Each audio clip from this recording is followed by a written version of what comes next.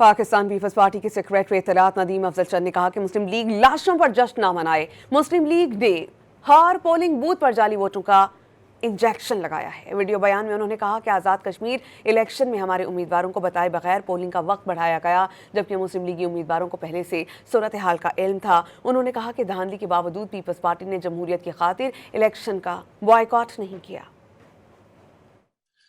आज पाकिस्तान मुस्लिम league Nawaz celebration बना रही है कि जी कश्मीर में हमने इलेक्शन जीता है, जश्न है। जश्न यकीनन मनाना चाहिए, लेकिन लाशों पर नहीं मनाना चाहिए।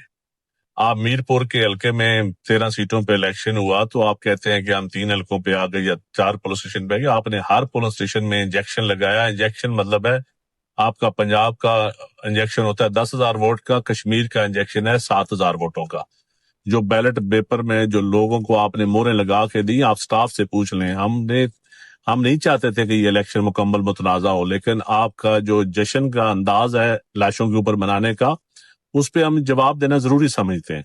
और आप हर हल्के में आपने टाइम चेंज किया आखिरी घंटे जाकर, और हमारे कैंडिडेट्स को तो बताया भी नहीं कि टाइम 1 घंटा बढ़ गया है, लेकिन आपके कैंडिडेट्स को पता था कि टाइम 1 घंटे बढ़ा है। उसके बाद हमने 4 हल्कों की बात की। आपने इसलिए कहा कि इलेक्शन से 4 हल्के री पोलिंग करवा ले जो मुतनाज़ा है, लेकिन आपने उसका भी मुस्बत जवाब नहीं दिया।